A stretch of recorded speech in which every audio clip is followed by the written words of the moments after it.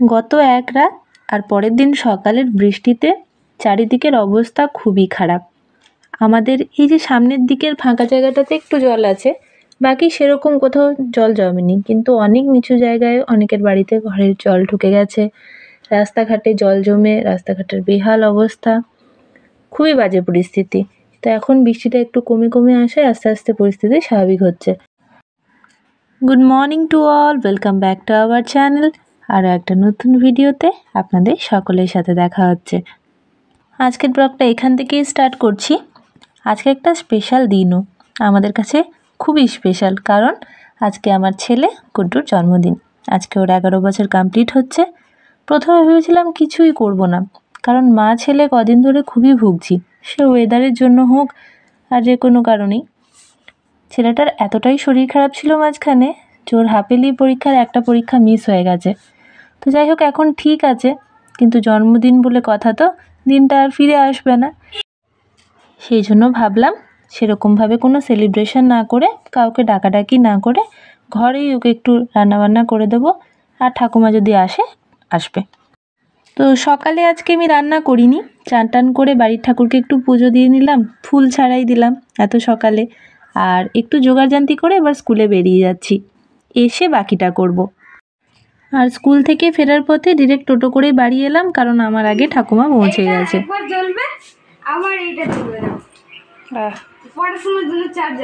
বাহ, এই যে শাড়ি ছাড়াও হয়ে গেল, কতক্ষণ এলে?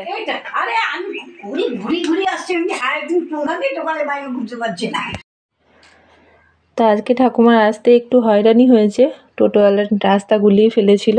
যাই হোক, এসে গুড্ডুকে গিফট দেওয়া হয়ে গেছে, ওর পড়াশোনার জন্য এমার্জেন্সি লাইট এনেছে, চকলেট এনেছে, আর কাটাকুটি আমি কিছুটা এগিয়ে দিয়ে গেছিলাম, মা বাকিটা করে দিচ্ছে। এরপর আমি একদিকে পায়েস বসাবো, সে জন্য দুধটা গরম করে নিচ্ছি, আর গোবিন্দভোগ চালটা ভিজিয়ে রেখেছি, আস্তে আস্তে করতে হবে। এবার মাকে আগে চাটা করে দিলাম, ওরা দুজনে এবার গল্প করবে, টাইম স্পেন্ড করবে, আর আমি এদিকে রান্না করব।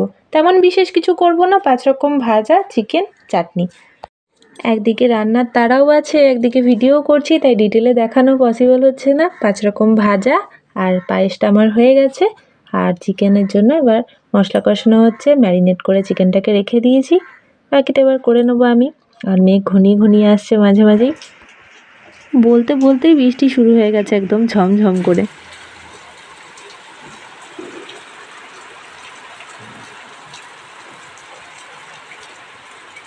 ওইদিকে বেলাও বাড়ছে, আর আমার রান্নাও প্রায় শেষের দিকে। মাংস হয়ে এসছে, চাটনি হয়ে গেলেই ব্যাস কমপ্লিট।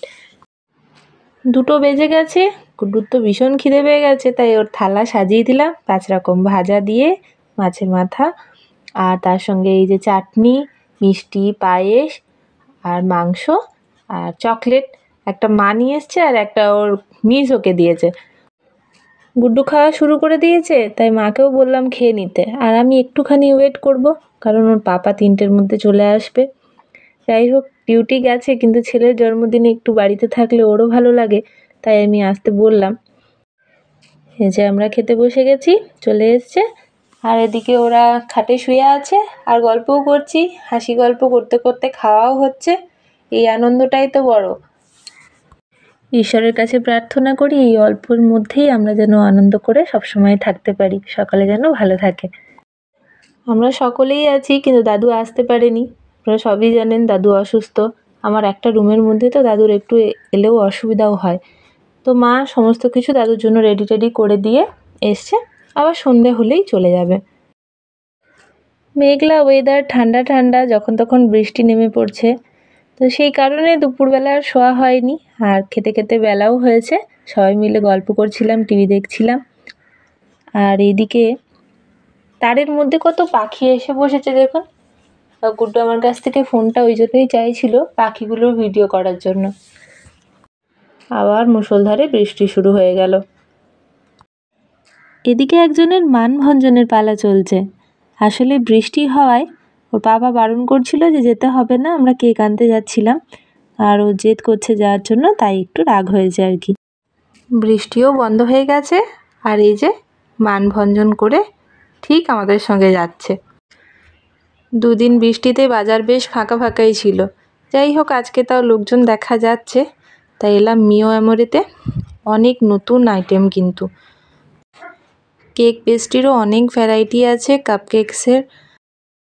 তো হঠাৎই আবার জোর জোর বৃষ্টি শুরু হয়ে যাওয়ার জন্য আমরা আটকিয়ে পড়েছি। বাড়িতে এসে ওর বাবা বেলুন দিয়ে সাজিয়ে দিচ্ছে একটু করে, তো ওর একটু ভালো লাগে আর কি। আর মাও রেডি হয়ে গেছে, এদিকে লেট হচ্ছে।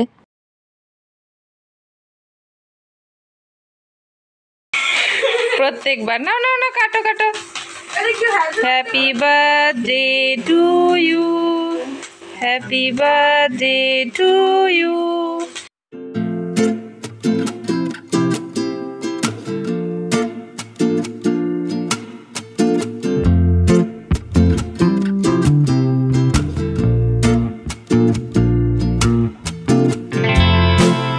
কেক কাটিং হয়ে গেছে, আর বৃষ্টিটা যখন তখন নেমে যাচ্ছে। দাদু ওখানে একা আছে, তাই মা এবার বেরিয়ে পড়বে। আমি সমস্ত খাবার টাবার দাদুর গুছিয়ে দিলাম। এখন প্রায় 8:30 বাজছে। তো চিকুবাবু টিউশন গেছিলো, সেই জন্য এখনই এলো। আজকের ব্লগটা এখানেই এন্ড করছি। যদি ভালো লাগে তাহলে লাইক করে দেবেন। দেখা হচ্ছে পরের ভিডিওতে। সকলে ভালো থাকবেন। মিস হয়ে গেল।